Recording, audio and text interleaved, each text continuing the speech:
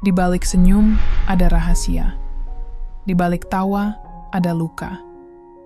Dan setiap kisah, seberapapun kelamnya, selalu pantas untuk didengar. Selamat datang di sini, di Nada Narasi. Namaku Ayu. Orang-orang sering bilang wajahku cantik, kalem, dan bersahaja.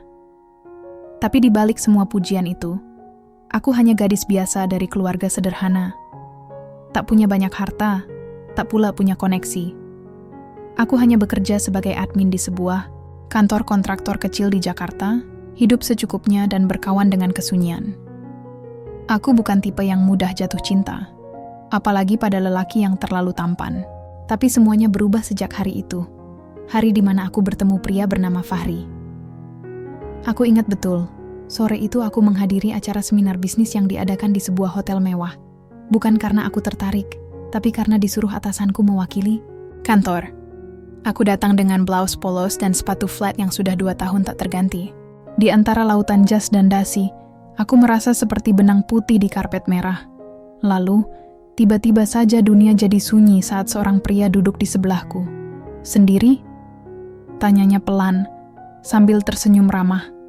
Wangi parfumnya menyapu udara seperti angin sejuk di hari panas. Aku menoleh. Sosoknya seperti aktor sinetron, kulit bersih, rambut tersisir rapi, mengenakan jas abu dengan jam tangan berkilau di pergelangan kirinya. Senyumnya hangat, tapi matanya tajam. Iya, jawabku gugup. Aku refleks merapikan jilbabku yang sudah sedikit miring. Fahri, katanya sambil mengulurkan tangan. Aku ragu sejenak, tapi akhirnya menjabatnya. Ayu, dan itulah awalnya. Setelah acara usai, dia menawariku pulang bareng. Dengan sopan aku tolak, tapi dia memaksa dengan halus, mengatakan tak baik perempuan pulang sendirian di malam hari. Aku akhirnya menurut. Mobilnya, astaga, mobilnya mewah. Interiornya mengkilap. Wangi lavender lembut memenuhi kabin. Aku bahkan tak tahu bagaimana cara duduk anggun di dalamnya, karena selama ini paling jauh aku hanya naik taksi online dengan mobil biasa.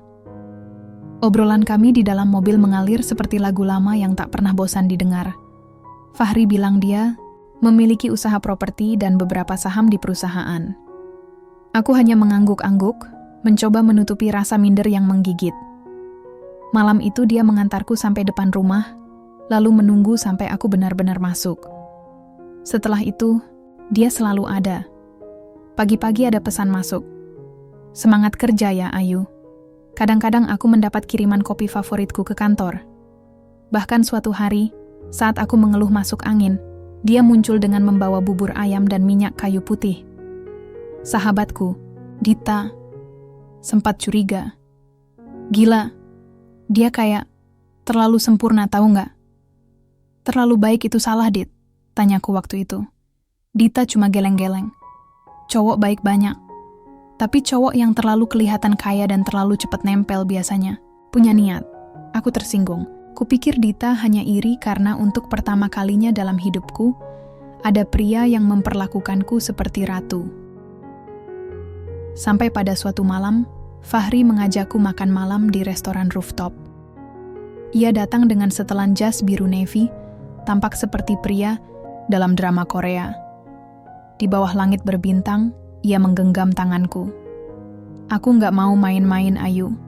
Aku ingin kamu ada di hidupku selamanya. Aku terdiam. Kata-kata itu menusuk hatiku yang rapuh, menggugah luka-luka lama yang kutambal dengan kerja dan kesepian. Aku serius. Aku ingin menikahimu, lanjutnya. Dadaku sesak. Mataku panas. Aku tak pernah merasa sepenting itu, seberharga itu.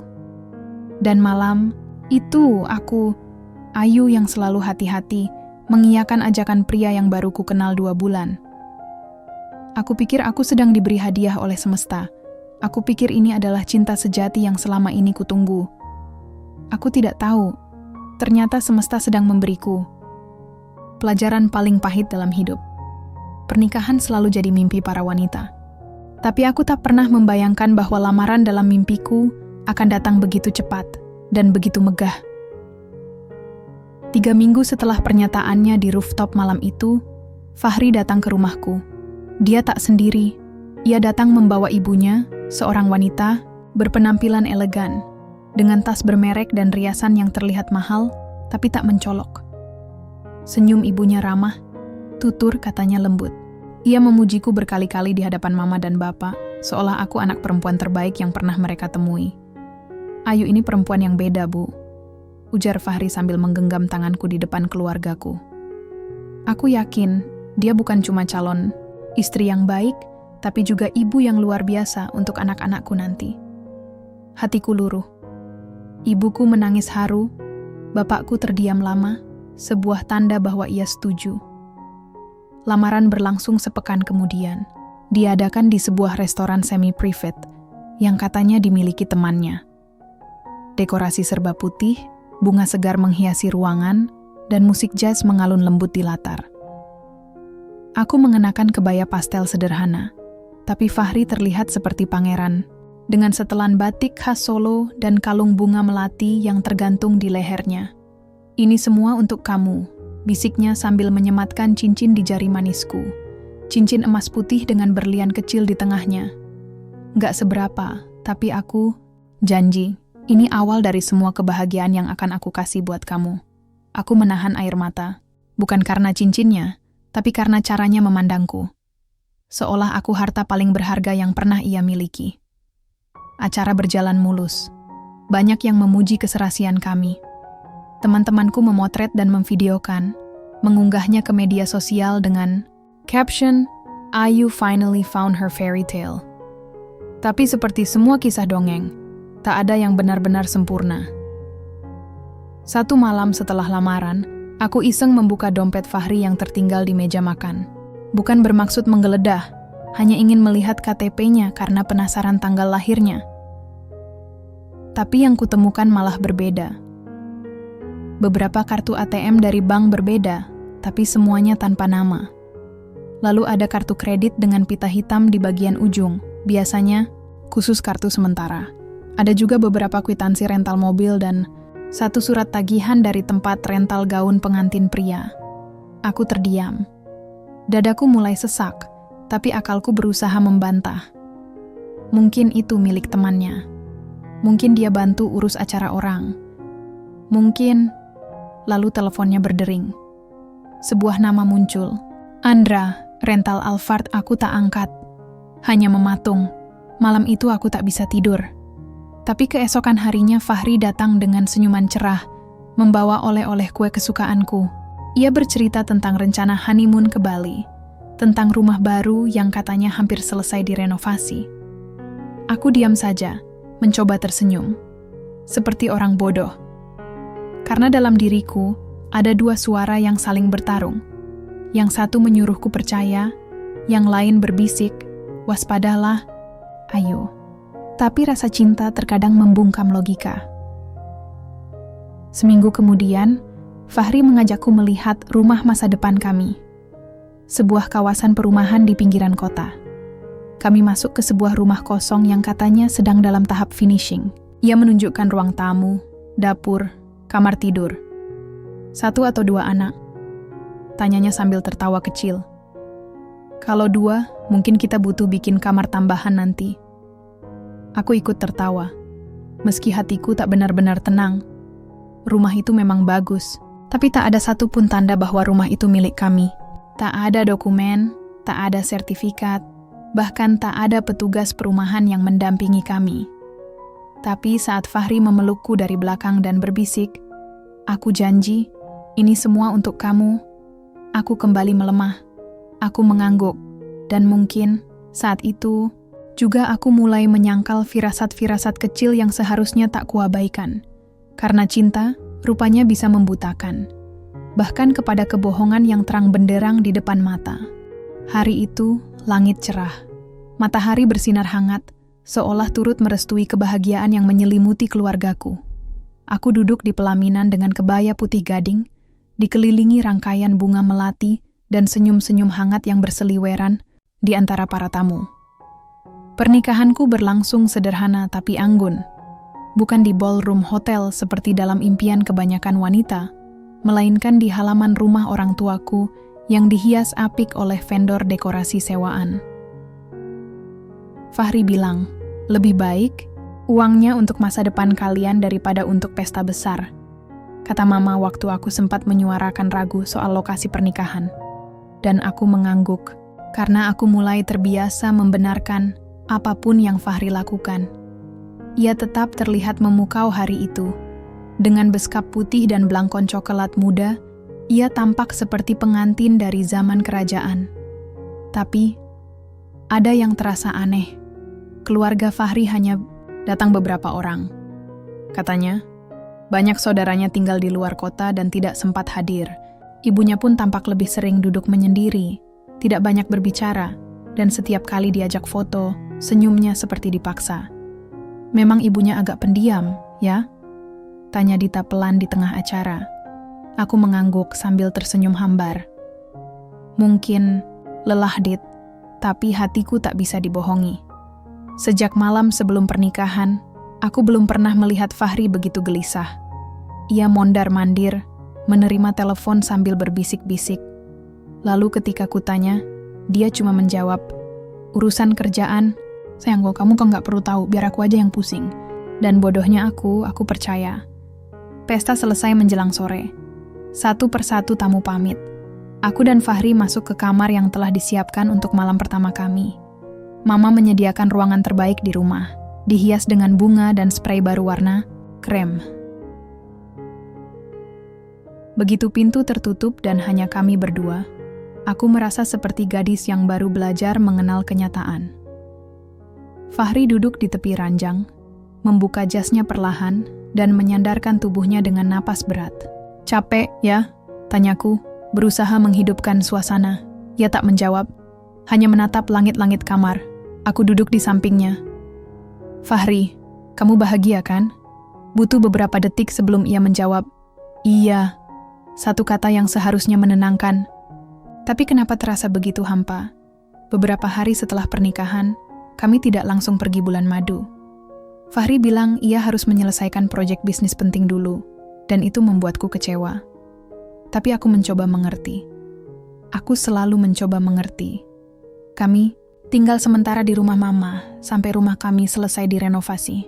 Tapi sudah 2 minggu, belum ada kabar tentang rumah itu.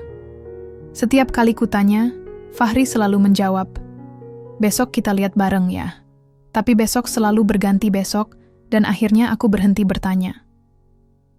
Lalu, suatu malam, ketika aku hendak mencuci baju Fahri, karena ia belum sempat membongkar koper, aku menemukan amplop besar di antara lipatan jasnya. Rasa penasaranku mengalahkan rasa sungkan. Aku buka perlahan, isinya mengejutkan. Tagihan utang kartu kredit, bukan 1, tapi 4. Masing-masing dengan jumlah yang membuat jantungku berhenti sejenak. Salah satu tagihan bahkan tertulis, akan ditindaklanjuti dengan hukum jika tidak diselesaikan bulan ini. Tanganku gemetar. Aku duduk di lantai kamar sambil memegangi kertas-kertas itu. Merasa seolah bumi terbelah di bawahku. Rasa cinta yang selama ini kupeluk erat perlahan berubah jadi bara. Ketika Fahri pulang malam itu, aku belum tahu bagaimana harus bicara. Tapi ia tampak terlalu santai. Duduk, membuka sepatu, lalu menghidupkan televisi sambil bersiul kecil. Fahri, panggilku pelan. Ia menoleh. Aku menyodorkan amplop itu. Ini apa? Senyumnya langsung lenyap. Ia terdiam, sejenak lalu meraih amplop itu dan membantingnya ke meja. Itu bukan urusan kamu, Ayu. Aku terpaku. Bagaimana bisa kamu bilang itu bukan urusanku? Kita sudah menikah. Fahri berdiri. Wajahnya berubah. Untuk pertama kalinya, aku melihat raut dingin yang tak pernah kutemui sebelumnya. Kamu nggak perlu ikut campur semua hal. Aku tahu apa yang aku lakukan. Jangan sok jadi istri sempurna dalam seminggu. Perkataannya menusuk seperti pisau. Aku ingin membalas. Ingin berteriak. Tapi tenggorokanku tercekat. Air mata sudah tergenang. Tapi aku tahan mati-matian. Malam itu, aku tidur membelakangi Fahri. Di ranjang yang sama, tapi dengan jarak yang seolah tak terjangkau.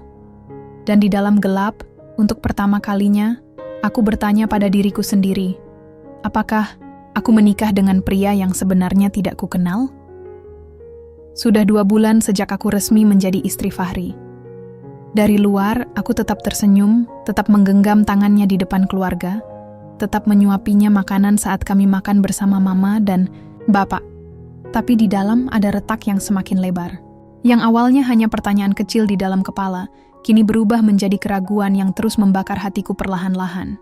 Fahri masih pria yang sama, ramah di luar, suka bercanda, manis di depan orang. Tapi ketika hanya berdua denganku, dia lebih sering murung, sibuk dengan ponselnya, atau menghindari pertanyaan apapun tentang masa depan kami. Dan rumah yang dulu katanya hampir selesai direnovasi. Sampai hari ini, kami belum pernah benar-benar mengunjunginya. Setiap aku menyinggungnya, jawabannya selalu, "Masih proses, sayang. Tukangnya lambat. Kamu percaya aja, ya?"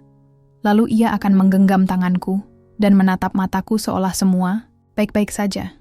Tapi hatiku tahu, ada sesuatu yang disembunyikannya. Sore itu, aku memutuskan untuk menyelidiki sendiri. Aku ingat betul nama perumahan yang pernah disebut Fahri.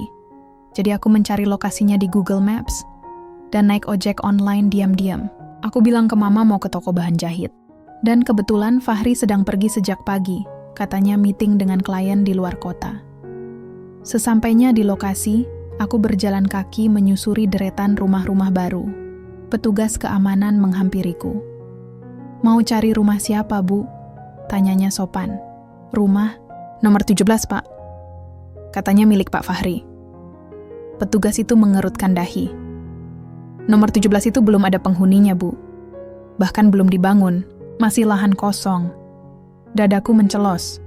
"Bapak yakin?" "Suami saya bilang sudah tahap finishing." Petugas itu tertawa kecil. "Ibu pasti ditipu nih. Rumah-rumah di sini semua belum dijual bebas. Masih dalam tahap promosi. Belum ada pemilik tetapnya." Aku pamit sambil pura-pura tersenyum. Tapi langkahku pulang seperti zombie.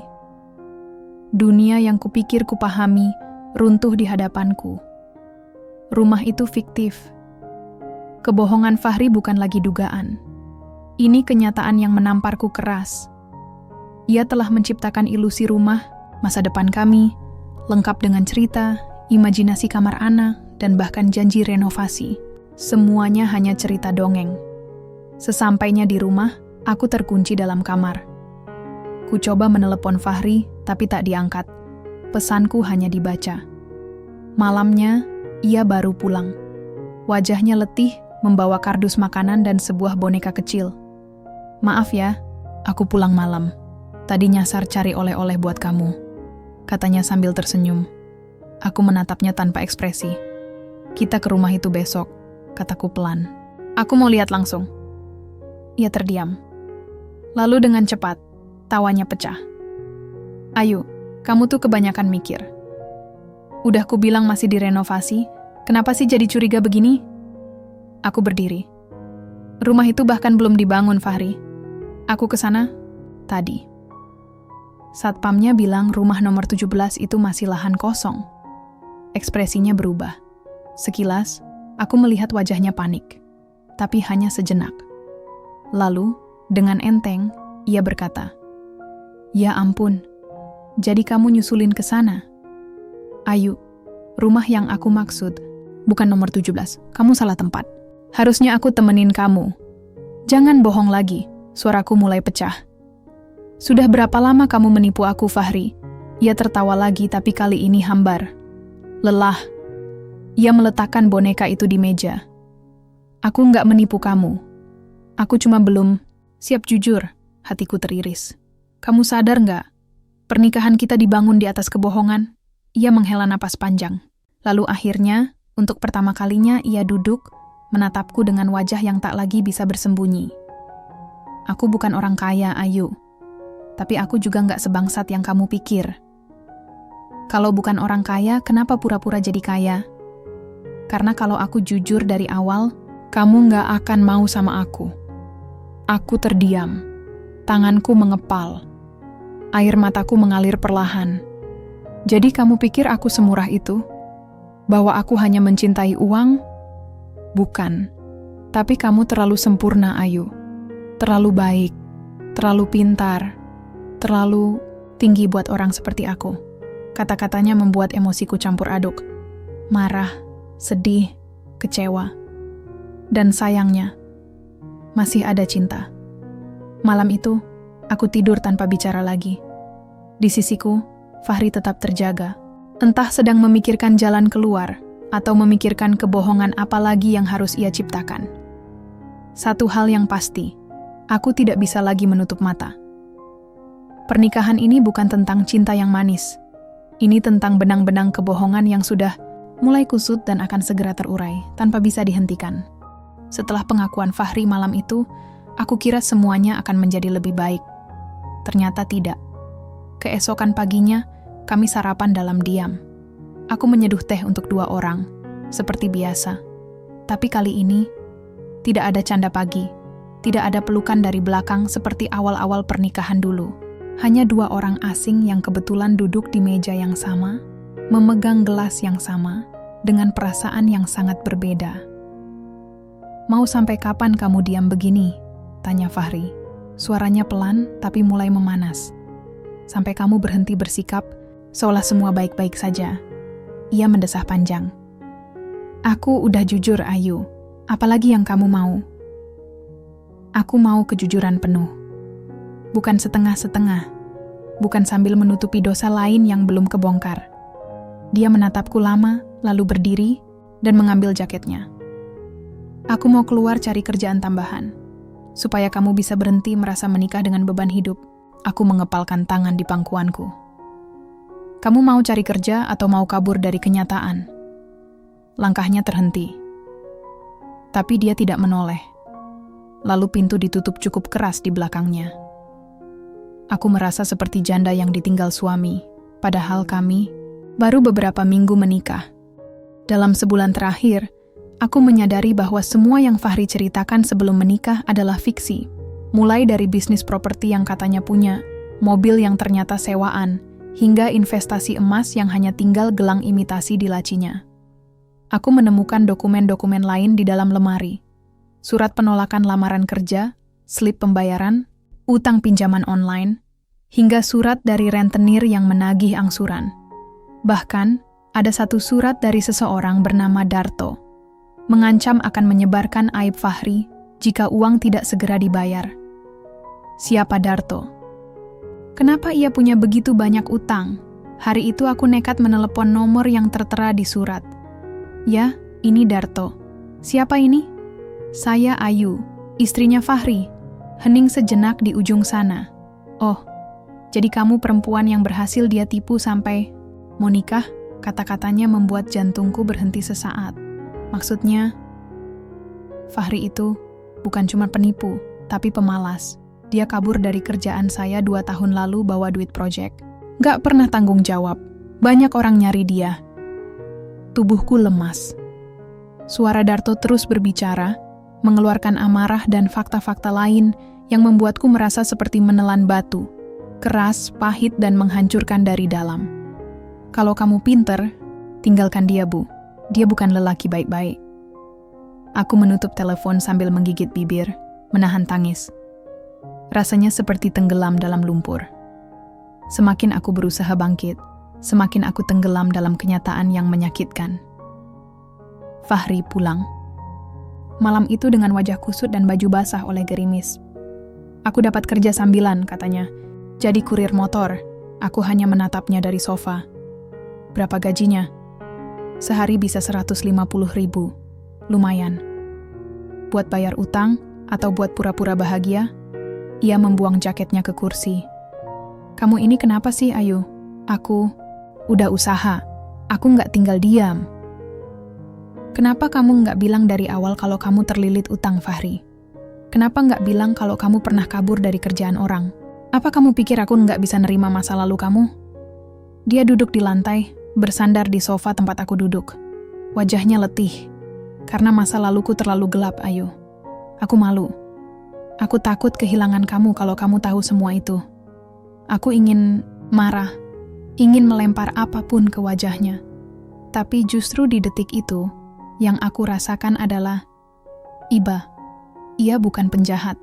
Ia hanya pria yang terlalu lama hidup dalam kebohongan, hingga lupa bagaimana jadi jujur. Tapi apakah itu cukup untuk memaafkan semuanya? Belum tentu.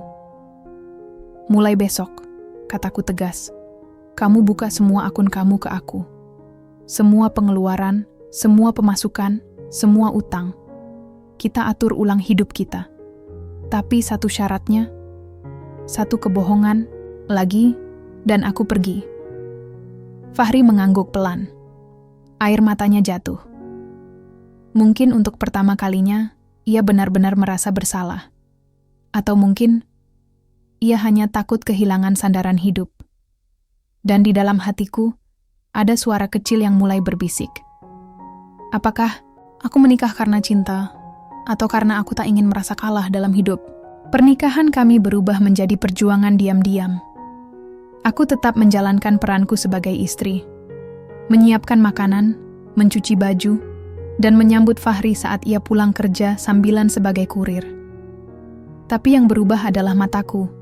Kini aku melihat Fahri dengan hati-hati, seperti meneliti sebuah teka-teki yang belum selesai. Sejak aku menemukan utang-utangnya dan surat dari Darto, aku mulai mencurigai lebih banyak hal.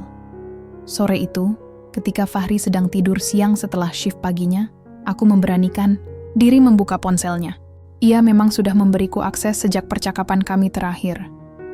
Tapi tetap saja, ada rasa bersalah yang menggerayangi dadaku. Di galeri foto, tidak ada yang aneh. Di WhatsApp, semuanya terlihat wajar. Sampai aku membuka satu aplikasi yang tidak familiar. Vault Safe. Aplikasi penyimpanan rahasia. Kutekan ikonnya. Muncul kolom PIN. Tapi ada opsi forgot PIN via email. Aku coba. Ternyata email pemulihnya adalah email yang aku kenal. Email lamanya yang pernah ia beri saat melamar kerja. Dan aku tahu passwordnya karena pernah membantunya membuat surat lamaran. Dengan cepat, aku masuk. Dan disitulah isi rahasia yang selama ini disembunyikannya terbuka. Puluhan foto. Bukan foto wanita lain, tapi foto dirinya sendiri dengan berbagai identitas. Ada Fahri berpakaian formal dengan ID card kantor properti bernama PT Artagraha. Ada Fahri mengenakan seragam klinik dengan nama Dani, dengan background seperti ruang pendaftaran rumah sakit.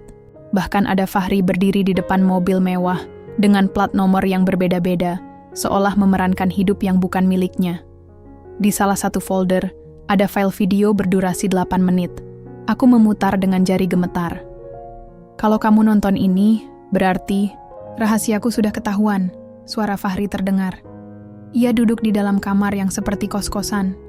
Namaku bukan cuma Fahri, Dani, Gilang, Aldi, semua itu aku. Aku tumbuh dari keluarga yang kacau. Ayahku penjudi, ibuku kabur. Sejak kecil aku hidup sendiri, pindah-pindah tempat. Aku pernah jadi tukang parkir, sopir, bahkan penipu pinjaman online. Aku nyamar macam-macam buat cari duit. Ia tertawa getir di layar. Aku ketemu kamu, Ayu, dalam wujud terbaikku. Aku jatuh cinta. Tapi aku tahu, kamu nggak bakal mau sama orang sepertiku kalau aku jujur. Jadi aku berbohong. Aku bangun karakter Fahri yang sukses. Tapi ternyata, memerankan kebohongan lebih sulit dari yang kupikir.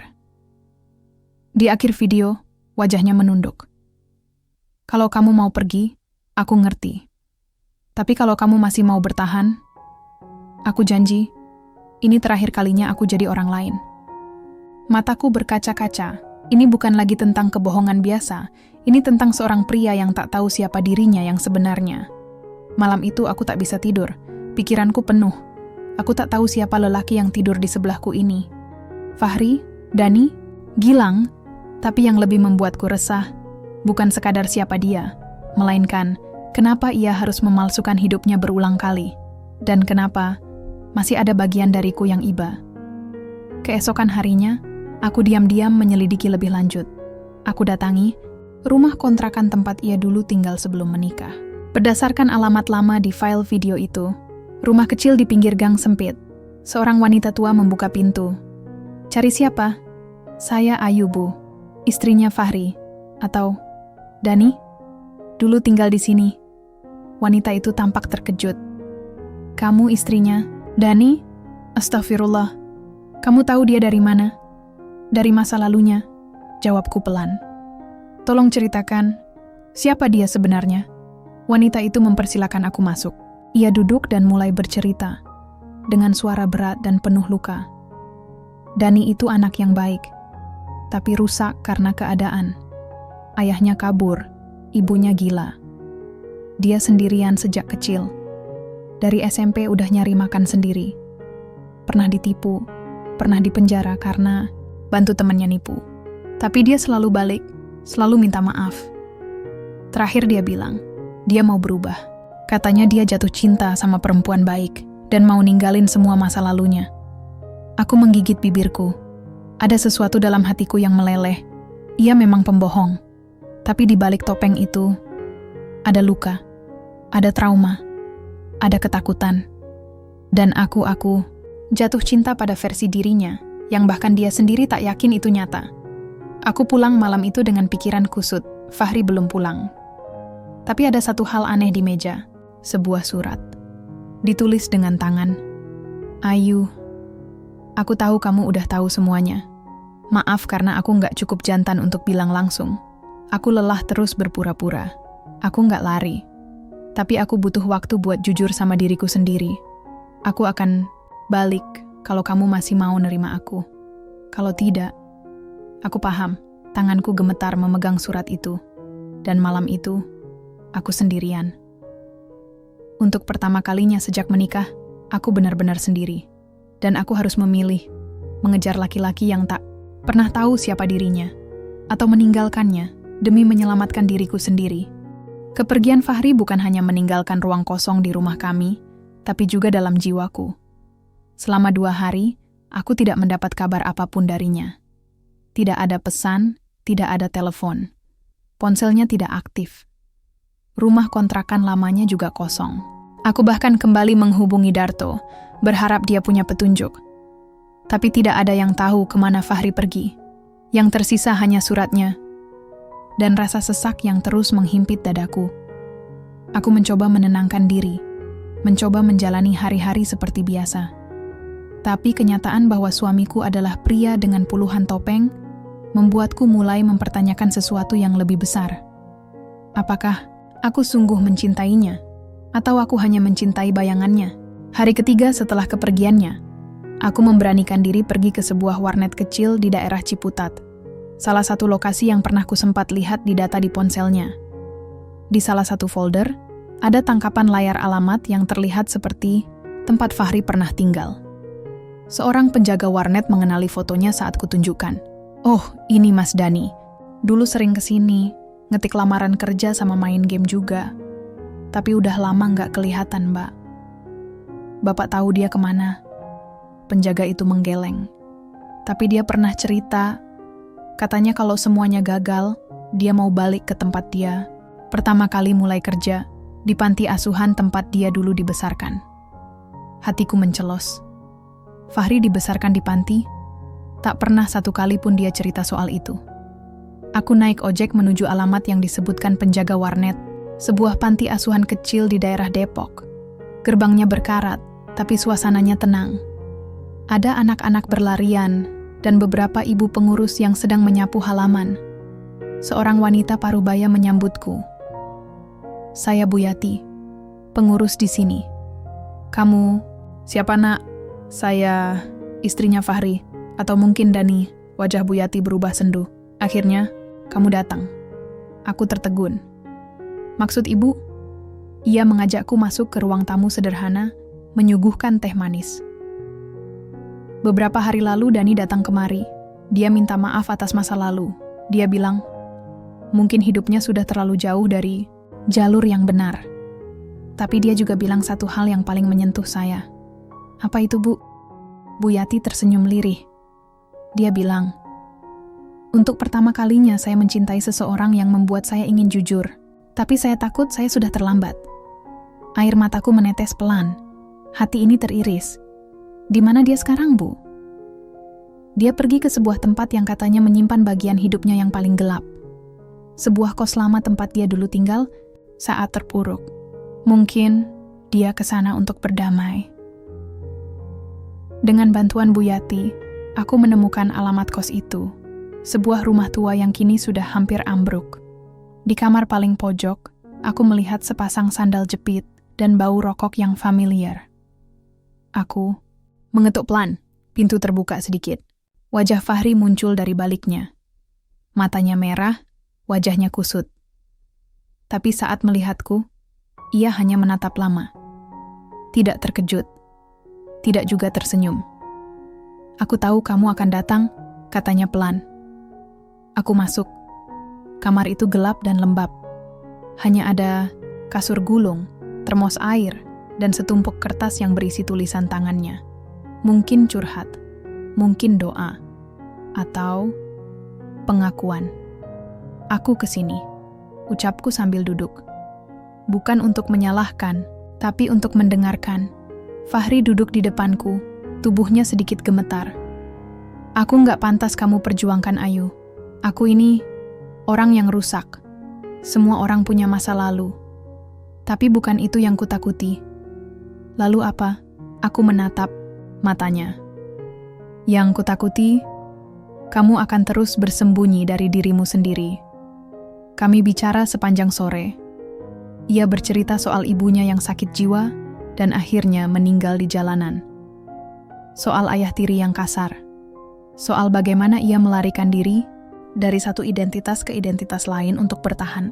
Ia bahkan sempat menjadi korban penipuan jaringan gelap yang memperalat KTP palsu, sehingga ia harus kabur dan menyamar. "Kamu ingat saat kita pertama kali ketemu?"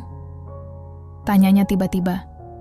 "Di acara reuni temanmu," aku mengangguk. "Itu bukan kebetulan. Aku tahu kamu siapa. Aku pernah baca tulisan kamu di blog. Kamu satu-satunya orang yang membuatku berpikir dunia ini nggak cuman kejam. Tapi aku nggak tahu gimana mendekatimu, kalau aku cuman Dani si tukang servis printer." "Jadi kamu pura-pura jadi Fahri yang sukses?" Ia mengangguk. Sakit, iya.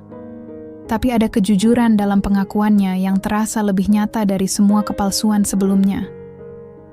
Aku menarik napas panjang. Aku nggak janji akan lupa semua ini. Tapi aku juga tahu, luka cuma bisa sembuh kalau kita hadapi sama-sama. Air matanya jatuh.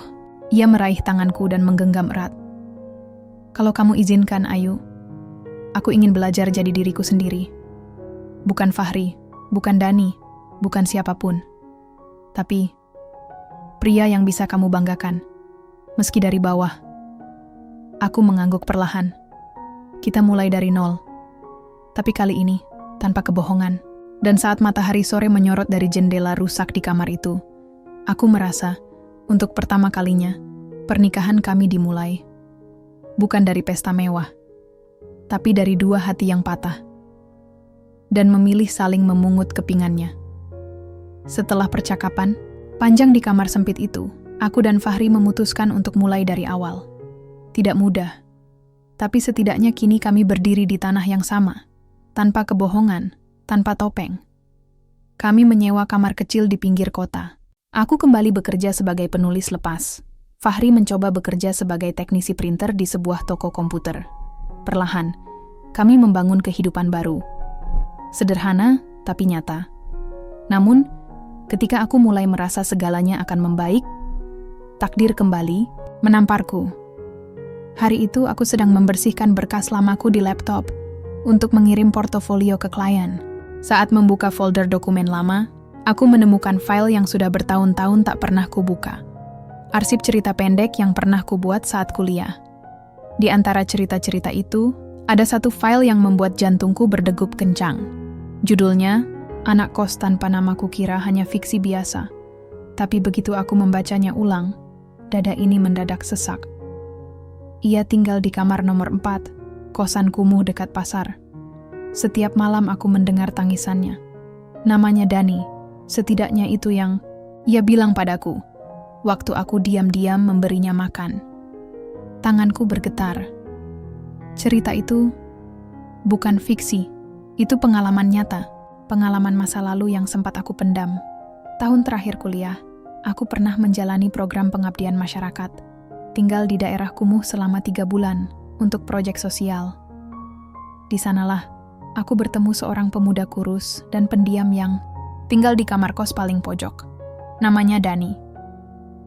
Aku ingat wajahnya samar-samar, tapi aku tidak pernah benar-benar mengenalnya.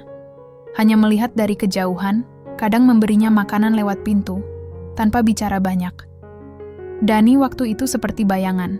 Aku bahkan menulis cerita pendek tentangnya karena merasa hidupnya seperti lembaran novel tragis yang tak selesai. Dan kini, aku sadar. Dani itu Fahri. Malam itu aku duduk di depan Fahri sambil membawa laptopku. Kubuka file cerita itu di hadapannya. Ia membaca diam-diam, sampai akhirnya air matanya jatuh. "Kamu," bisiknya. "Kamu yang kasih aku roti waktu itu." Aku mengangguk perlahan. Aku nggak tahu kamu masih mengingatnya. Ia menutup wajahnya dengan tangan. Tubuhnya bergetar. "Kamu, satu-satunya orang yang pernah melihat aku di titik terendahku, dan masih menganggap aku manusia." Aku ikut menitikkan air mata. "Mungkin takdir kita sudah saling melingkari sejak dulu ya." Fahri menghela napas panjang. "Ayu, ada satu hal yang belum pernah aku bilang." "Apa?" Ia menatapku lekat-lekat dengan mata penuh luka dan cinta. "Aku jatuh cinta padamu bukan saat pertama kali kita bicara di reuni. Tapi sejak hari kamu kasih aku roti itu. Sejak hari kamu diam-diam duduk di tangga depan kamarku dan membaca buku keras-keras. Karena kamu tahu aku mendengarkan dari balik pintu." Air mataku mengalir deras. Ingatan itu datang kembali. Aku memang pernah duduk di sana, membaca novel kesukaanku sambil berharap anak kos itu tak merasa sendiri. "Jadi kamu ingat semuanya?" Ia mengangguk pelan. "Selama ini aku cari kamu. Aku ingat wajahmu. Tapi kita tak pernah benar-benar bertemu lagi. Sampai takdir mempertemukan kita di versi yang lain. Aku sebagai Fahri, aku tak bisa berkata apa-apa. Rasanya seperti potongan puzzle hidupku, akhirnya tersusun sempurna. Semua luka, semua kebingungan, semua kebetulan yang dulu terasa acak, ternyata mengarah pada satu titik. Pertemuan kembali 2 jiwa yang pernah terluka dan diam-diam saling menyembuhkan. Malam itu, kami berpelukan lama. Tak ada kata, hanya detak jantung kami yang berbicara. Sebuah rahasia terakhir telah terbuka. Bukan rahasia tentang siapa dia, tapi siapa kami sebenarnya. Kami bukan 2 orang asing yang menikah karena tipu daya. Kami 2 jiwa lama yang akhirnya pulang. Mengetahui bahwa aku dan Fahri ternyata sudah saling bersinggungan jauh sebelum cinta ini dimulai, membuat segalanya terasa berbeda.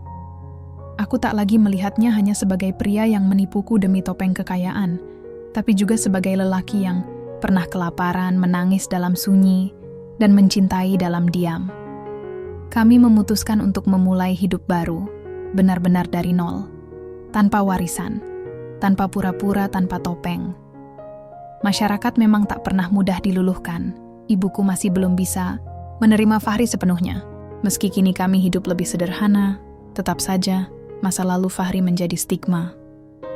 "Kamu pintar, Ayu," kata ibu di suatu malam saat aku menengok ke rumah.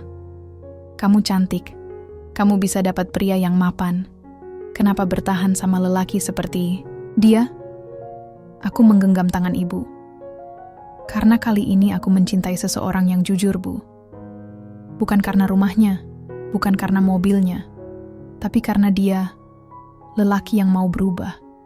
Ibu hanya menghela napas, tapi setidaknya ia tidak lagi menyuruhku menggugat cerai seperti dulu.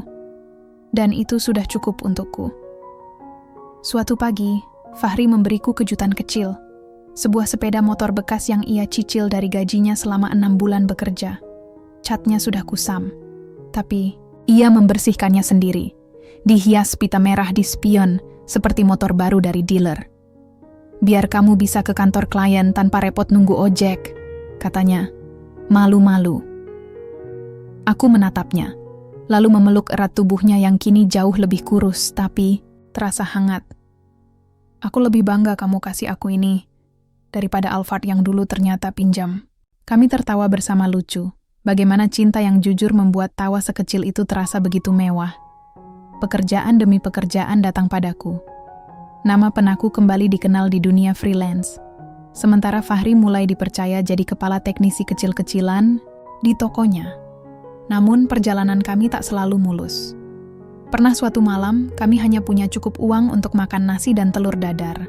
Tapi kami tetap makan berdua sambil bercanda, seolah makan di restoran bintang 5. Aku mulai menulis kisah kami, menjadikannya novel berseri yang diunggah di media daring. Judulnya, Topeng Cinta Fahri. Dan yang mengejutkan, cerita itu viral. Pesan dari pembaca berdatangan. Banyak dari mereka mengaku tersentuh. Ada yang bilang kisahku seperti hidup mereka. Ada yang menangis. Bahkan ada penerbit yang tertarik untuk menerbitkan dalam bentuk buku cetak. Jadi akhirnya, semua luka itu berbuah juga, ya? Tanya Fahri suatu malam sambil menatap naskah bukuku yang hampir selesai. Aku tersenyum. Iya, tapi bukan luka yang buat kita berhasil, melainkan keberanian kita untuk tetap saling memeluk, meski berdarah-darah. Tepat setahun setelah pernikahan kami yang nyaris runtuh, kami mengadakan syukuran kecil di panti asuhan tempat Fahri dibesarkan. Anak-anak menari, tertawa, dan kami berbagi makanan sederhana.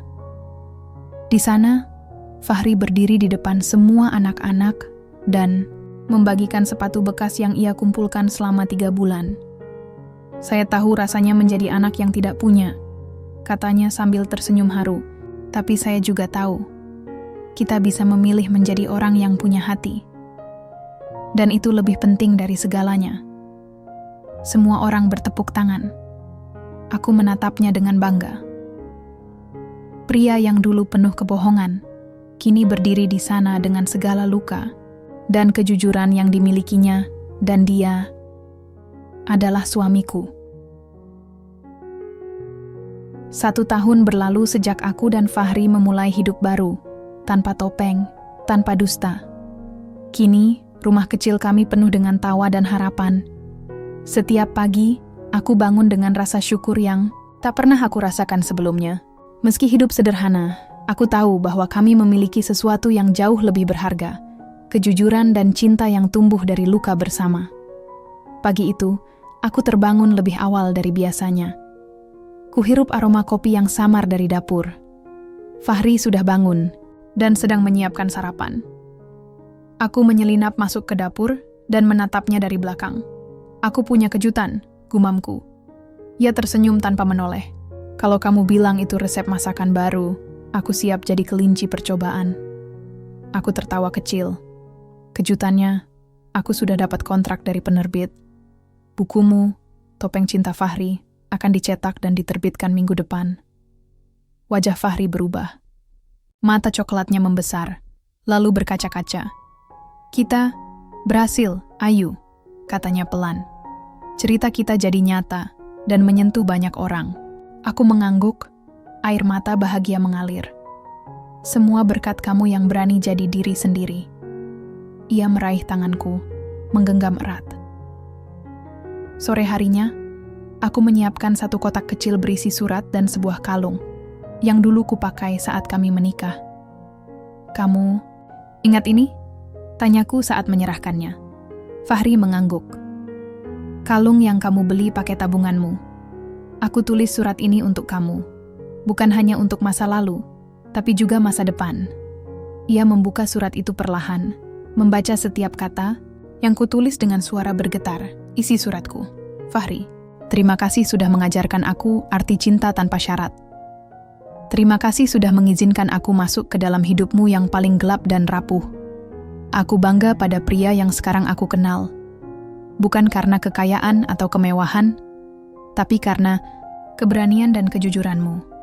Kita telah melewati badai bersama, dan aku yakin, selama kita bersama, tidak ada yang tidak mungkin. Aku mencintaimu apa adanya, tanpa topeng. Selamanya, Ayu. Fahri menatapku dengan mata basah, lalu merangkulku dalam pelukan hangat. Di saat itu aku tahu bahwa kami telah menemukan akhir bahagia yang sesungguhnya. Bukan dalam gemerlap dunia, tapi dalam kejujuran yang tulus dan cinta yang tak tergantikan. Kami telah melepas topeng masing-masing dan menemukan jati diri yang sesungguhnya.